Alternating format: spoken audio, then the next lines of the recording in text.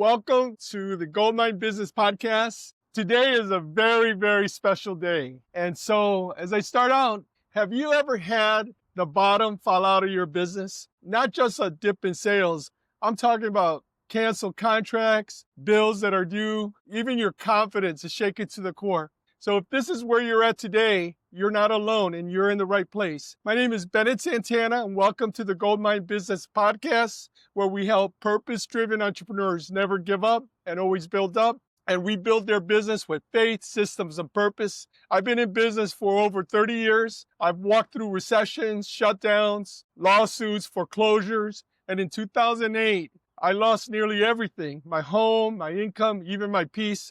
But I learned something. Loss doesn't mean the end. It's just the beginning, and it's a beginning of clarity. And today, even as I face a major shift, I lost a major client, federal client that is shifting funding. It looks like we're going to lose that entire division. I know this moment is an invitation to go deeper. And today, I'm so happy to have money mindset coach Kaito Bangudi, and he's a mentor of mine. I met him through a training program for staffing companies. Yesterday, he came out with his wife and we did a tour of the skyline in the boat. Today's episode was sitting down with him to talk about what to do when the numbers don't make sense, when your faith feels fragile, and the very thing that sustains you suddenly disappears. And if you're facing loss right now, this conversation today could be a lifeline. Kaito, thanks for being on the podcast today. Oh, thanks for having me. Excited to be here. For the folks out there, can you give them a little background about your biography? Yeah, sure. Thank you for that. It's interesting. As a mindset coach, one doesn't get to be a mindset coach without having challenges with their own mindset. I remember when I first started coaching years and years ago, over a decade ago, I was super excited. I had a training certification that I had received and was in love with the material, in love with teaching. I love sharing, I love helping people, I love personal development, human potential, all of that. So I was super excited to launch my own coaching business. And I got my first client without even trying. I was just explaining to somebody why she was stuck in her business. I knew how the mind worked. I knew how spirit worked. So we were able to have a really productive conversation. And she was like, can we coach together? I'm like, oh, wow, this is awesome. I'm not even trying it and money's already coming in. So we did work together. And I thought to myself, okay, let's take this a little bit bigger. Let's do this on purpose now. And I got set to host my first event, rented a room, got space, printed out flyers, got my copy ready to post online. And it came the day for the event. So I'm about 5 minutes to showtime. I'm excited. I'm ready to go. And 3 minutes to showtime, 2 minutes to showtime. 4 p.m. comes, no one's at the door. 5 after 4, no one's at the door. 15 after 4, no one's at the door. And I found out that the event had been sabotaged by me. I didn't hang up the flyers. I had copy written. I never posted it online. The truth was, and I had to really stare myself in the mirror and say, and admit to myself, you didn't do what you were supposed to do. I had the copy written. I never posted it. I had the flyers all printed out. I never hung them up because deep down inside, I decided you're new. No one's going to come watch you speak. No one's going to come listen to what you have to say. Why would they? You're new. Yeah, so that decision kept me from putting on a successful event. And that was a real eye-opener for me because I had to realize, and I only did this through a coach who I work with. He said, Kaito, you don't have a marketing problem. It looks like a marketing problem. It's actually a mindset problem. And that was really my first introduction to how mindset works in terms of how we can sabotage our own results. But, and this goes to your point, where is the growth in that? Because there's always growth in that if we know where to look. I learned now, okay, this is how important marketing is. But more importantly, this is how important the decisions we make about ourselves are, because that's what really powers our marketing. That's what powers our strategies. So for me, a lot of it, maybe 99% of it, and I might be biased, comes down to mindset. That's what it comes down to for me. That's what propels and underlies everything. With those moments, you're looking yourself in the mirror and you go, I messed up. You could blame others at that moment. You could go into resistance, revenge, resentment. But if you move to responsible and say, I have to own it, and how do I change? And I think those are probably the greatest moments in business. How did you grow from that to where you got, how did you go from that moment? Because, you really put your view on a line, right? You put your rear end on a line. You went out there and yet no one shows up. How did you go from that to the success that you're having now and helping people Yeah, with it's their mindsets?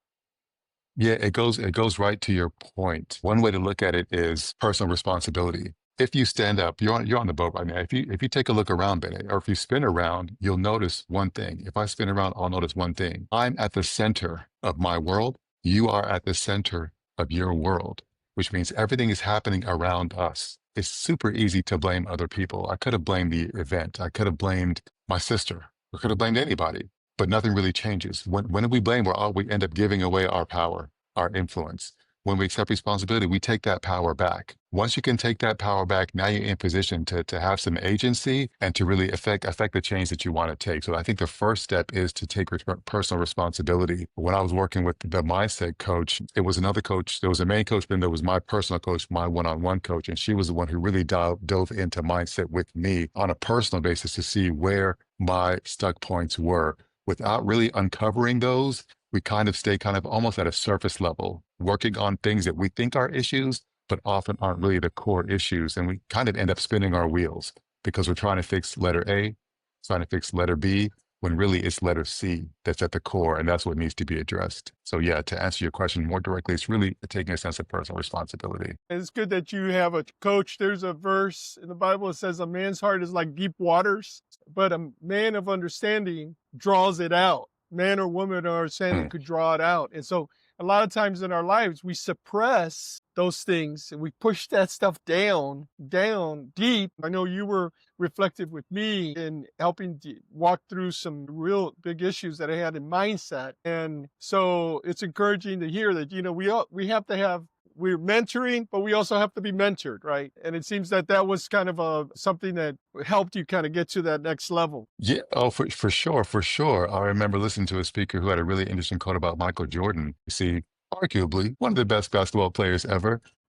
And Jordan was giving a talk, and people asked Jordan, why do you still have a shooting coach? Why would you have a shooting coach? You're Michael Jordan. What do you still need coaching for? And Jordan simply said, everybody in this audience right now can see my hand except me. So coaching gives you perspective.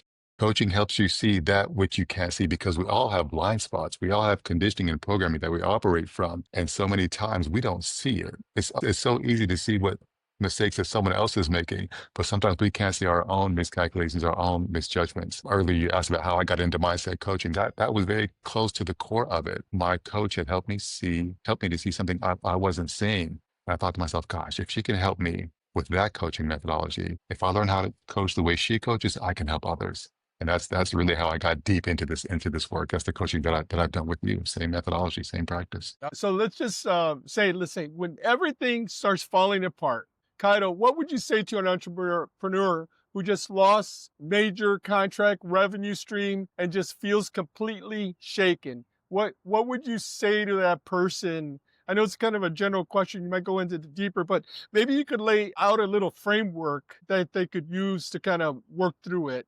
Because in those moments, I find myself, there's that tension that hits your body, that you're breathing. Sometimes it's kind of weird because sometimes you start thinking about your breathing. When do you think about your breathing and you realize, wow, I'm breathing shallow, and it's because you're thinking about all these possibilities? What would you say to a person that's going through that? Yeah, what you said just nails it because the way the body acts or reacts is in response to the mind. So the way that we're thinking literally impacts how we feel. It can literally impact our breathing. So the first thing I would suggest to look at is really what you said at the outset. Is everything really falling apart? Is it really falling apart completely? Because our mind will tell us that it is. You're losing this, you're losing that, the money is gone. It'll tell us that the sky is falling. We kind of just want to pause and take a deep breath and look to see where there might be just a little spark of hope in all this that's befallen us. It's not to say that things aren't super, super challenging. The first thing you want to do is you want to accept reality.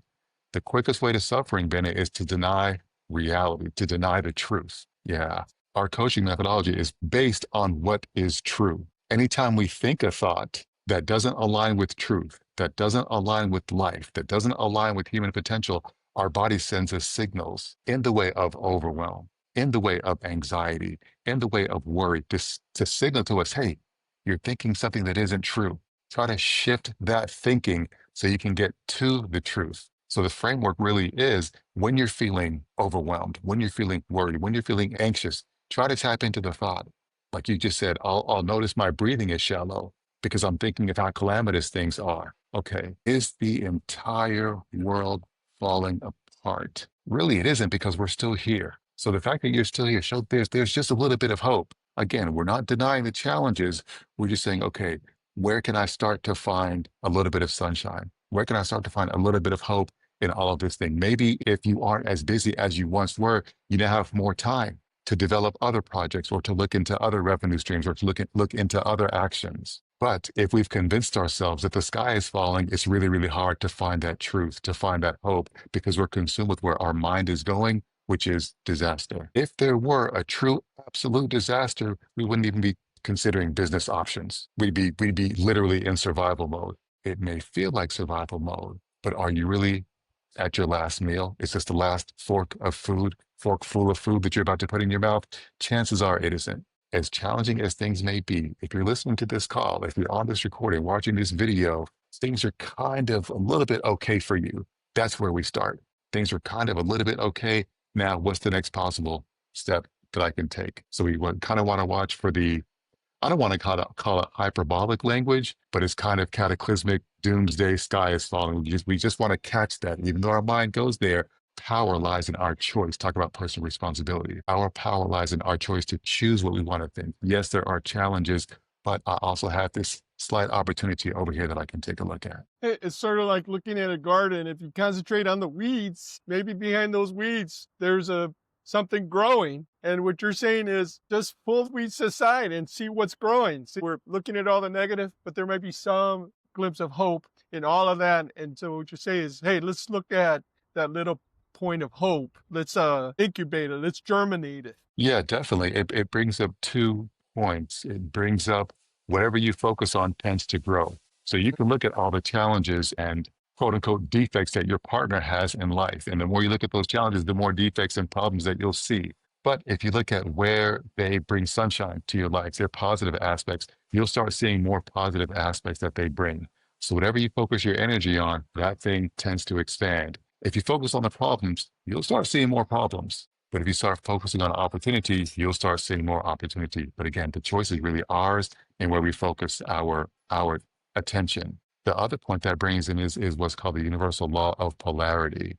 And these universal laws are really just a combination of rules for how the universe operates, how God operates, how nature unfolds. And they're really powerful because when you can lean on those laws, we get out of our own way, we get out of our own thinking. Again, if we're thinking the sky is falling, it's going to lead us to a certain course of action. But the universal law of polarity says that for every left, there must be a right. For every up, there must be a down.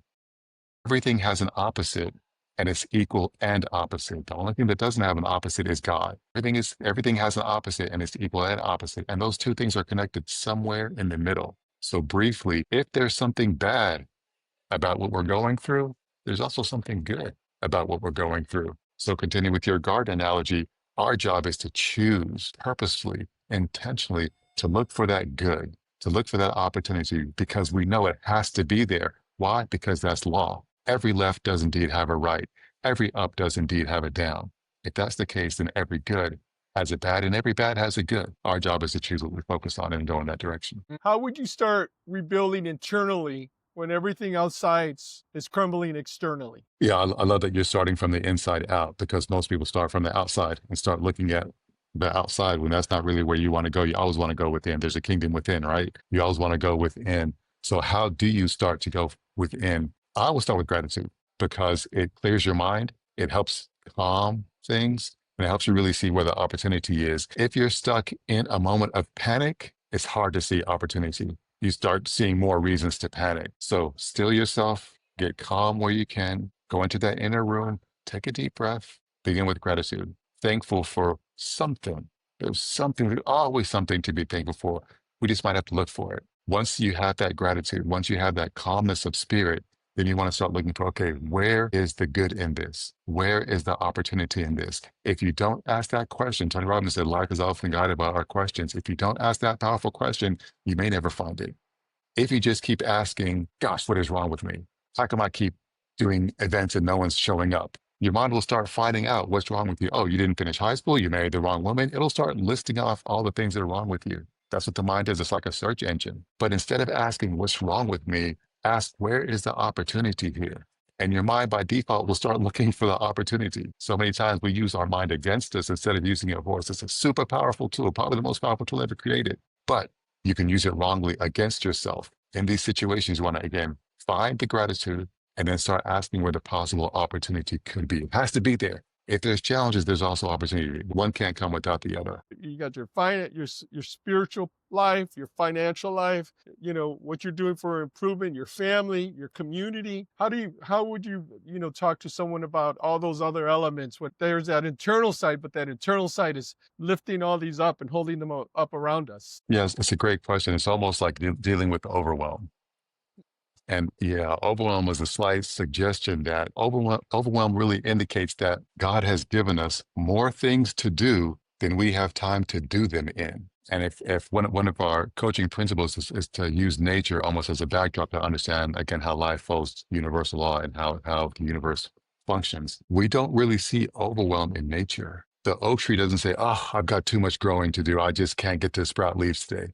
I'm just too busy to sprout leaves. Oak trees don't do that. Squirrels are busy. Squirrels seem almost hyperactive, but they aren't overwhelmed as far as we can tell. The lion isn't overwhelmed with the hunting that it needs to do. So when we've got all these things on our plate, the question to ask is, okay, yes, these things do need attention. Yes, these things do need to get done. The question is, do they all need to get done right now? Chances are they don't. Not that they aren't important, but chances are they don't all need to get done in the same moment. It's actually an impossibility to literally do all these things at once. So when it comes to balancing life and wife and kids and family, part of what you want to look at is when it comes to giving attention to certain things, there's this idea of work-life balance, 50-50. I don't know if that's a real thing.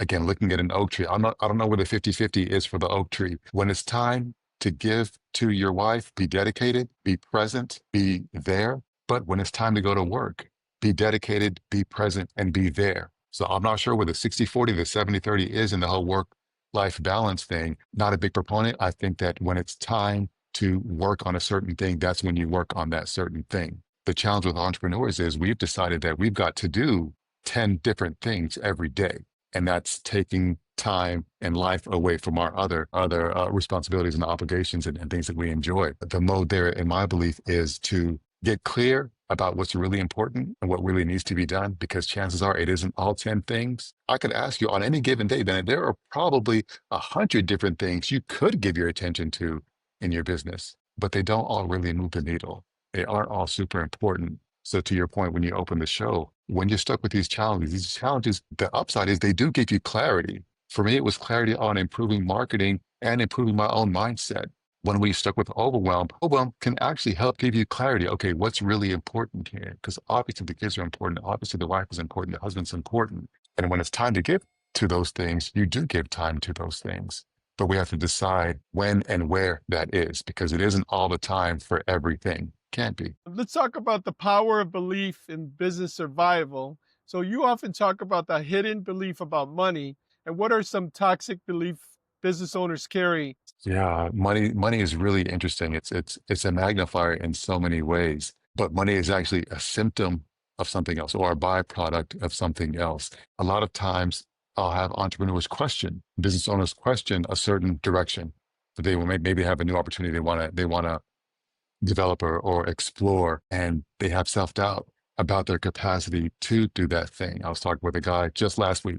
He said, well, my struggle is this person is underperforming. What kind of performance improvement plan do I put them on? Do I give them 30 days or do I give them 90 days? And as we work through it, once I heard the word struggle, for starters, I knew that there was something amiss, because struggle doesn't occur in the natural world. There's effort in the natural world, but there isn't struggle. Struggle as in the mental toil that human beings put themselves through. So as soon as he said that word struggle, my ears perked up. Drilled down on the issue, it was really, he doesn't want to let go of an underperforming employee. Personally, he feels responsible, not to them, but he feels responsible for them, which is, there's a distinction there. So as we talk through that, what does it really mean? Is he really doing the best thing for this employee?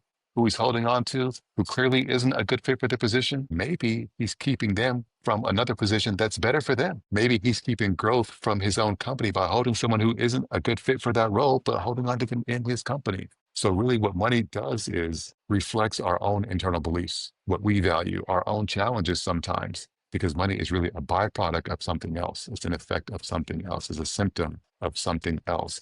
So whenever we're having these money challenges, we want to look at, well, okay, what am I believing that's leading to a stoppage in the universal flow? God provides. We're the only ones who can stop that flow, and we do so with our errant thinking. But they had a home built in the forest preserve, and it had a jacuzzi. The first couple of days, I filled that jacuzzi up with a couple feet of water. I jumped in there. And when I jumped in there, I felt the cops were going to come and get me because I didn't feel like I deserved that place. Yeah, it's perfect, because what's happening is our programming, the way we're conditioned, the way we were brought up, either our parents or the society that we grew up in, really really influences our thinking, really colors our perceptions, but we often aren't aware of it. So you had this moment where you looked out onto your world, jumped into a jacuzzi, which is basically your world, and the thought comes up, you don't deserve this. You're not worthy of this. If a person isn't worthy, it's hard to proceed in the direction of worthiness. It's hard to hold on to the jacuzzi, or hard to maintain the house if we've decided we don't deserve this. We aren't worthy of this. That thought, I don't deserve this, I'm not worthy of this, or any of those thoughts that don't feel good, again, we're back to the framework, any of those thoughts that don't feel good aren't true, because they're blocking us from growth. The universe is for growth, the universe is for expansion. When we think a thought that counters growth, that counters expansion, such as, I don't deserve this, I'm unworthy of this, again, it doesn't feel good. So what I would say to that person who has that challenge is, okay, how are you feeling about this? If I am not worthy doesn't feel good, it isn't true. We want to switch to the opposite. What's the opposite of I'm not worthy? Something along the lines of I am worthy. Okay, that tends to feel better. That's the direction then that we want to go in. So how does someone identify what they really believe about money, and especially when their survival is on the line? Yeah, great question. I'm not denying these challenges, but this is going to be a transformative journey for me. We get to choose. And then if we choose, we get to create along that line of creation. This is going to be transformation for me. This is going to be a fantastic time for me. We get to decide. If we make that decision, life starts looking for proof. Our brain is a goal achieving machine. It starts looking for proof that what we're saying is true. And you'll declare yourself to be right. You'll declare yourself to be accurate, but it all lies in that decision. So you mentioned the law of polarity. How would you apply that when someone feels buried in the lack? How would you apply that in those moments of crisis? Yeah, it can be challenging. So the first thing is to let the moment be. Again, we're not going to deny reality. The challenges are the challenges. It is what it is, in other words. We don't want to deny what's happening. But once we accept the reality of what's happening, we can then start to shift our thinking. Okay, I got it. Bank account is near zero. House may be under threat of foreclosure or what have you. But what is it that I want? Well, I want to get out of this situation. Okay, where could the opportunity be that'll help move me out of this situation? Because the truth is, if you got yourself into it, you can get yourself out of it. But it's hard to get yourself out of it if you're stuck in, what a failure I am.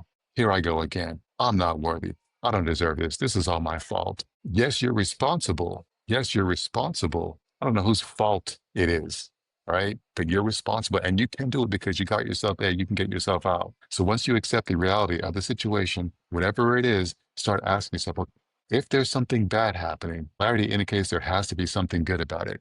Your job is to start looking for that something good. Without asking those questions, though, it can be super, super hard to find. So you do want to be able to ask yourself these powerful questions, because that's what opens up the mind. That's what gets it going. Where might the opportunity be in this? Where might the good be in this? We aren't raised to think that way, talking about conditioning and programming. We're taught to think the sky is falling, this is terrible, and that's the end. And it's all over, and this is it, and I'll never be anything again. But if you look back over your life, we've all had challenges that at the time maybe seemed insurmountable or seemed super, super challenging at the least. And yet here we are. We've all made it through challenges.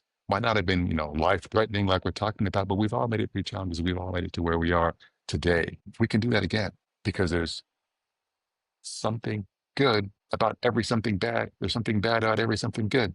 Just a matter of choice and where you focus. So how can we see moments of financial collapse not as failure, but as a miracle setup? Yeah, I think we were describing that. How do we do that? Yeah, we're speaking into that. The first thing is just to consider, again, going back to nature. And this is sometimes challenging for people to wrap their minds around, but where do we see failure in nature? Which squirrel is the failure squirrel? Which puppy is the failure puppy? Which blade of grass? And when I say nature, I mean the world of plants and animals, absent human thinking. So take human thinking out of it. Just the world of plants and animals. Even a tree that doesn't grow as tall as the oak tree beside it. Two oak trees, one doesn't grow as tall as the other one. Someone might say, oh, that's the failure oak tree. I would say, no, that tree grew to the height that its DNA allowed for. That's just how that tree was designed to be. So the first thing we want to look at is the question itself. Is there even this thing called failure? Is failure even real?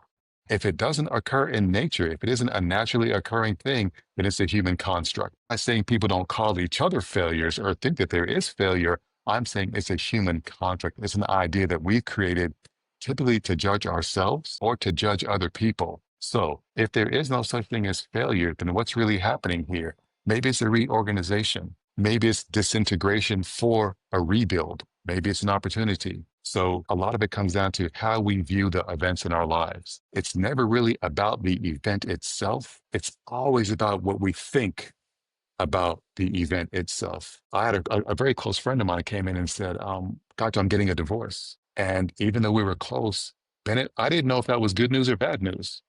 I didn't know if she wanted a divorce or if her husband wanted a divorce. So even something like that, it depends on what we think about that thing called divorce. It's never about the event. It's never about the finances. It's never about the money. It's about what we think about the finances. It's about what we think about the money. It's about what we think about this thing called failure. If it isn't even real, then what are we doing here? We're just rebuilding. We're just pivoting. We're just finding new opportunities in a changing landscape. And the opportunity is there because the challenge is there. Challenge and opportunity, they come together. We're back to the law of polarity again. Man, that's awesome. So I got a great question to follow up. For entrepreneurs who are faith-based, how do you recognize God will provide? God will provide with a bank account that says otherwise. You know, how would you look at that? Because someone could also just say God will provide and just leave it there, right? It's just kind of a belief system. What are your thoughts about that? Yeah, I love these questions. I would suggest to you, sir, that God has already provided. I think for me, what really captures it, and this idea applies to money, but they can apply to lots of things. All the money that you've ever made in your life, talking previous, all the money you've ever made, all the money that you presently have now in your bank account, all the money that you'll ever have futuristically has all come from somebody else. All the money that we've had, all the money that we have, all the money we will ever have always comes from someone else. What does that suggest? It suggests that the money is already here. God has already provided. We touched on this earlier. Your job is to say, where in my life is this opportunity, especially if I'm facing crisis? Crisis and opportunity come together. Where in my life is the opportunity for me to bring some of that money in? Because the money is already here. God's provided. So how do you teach people how to apply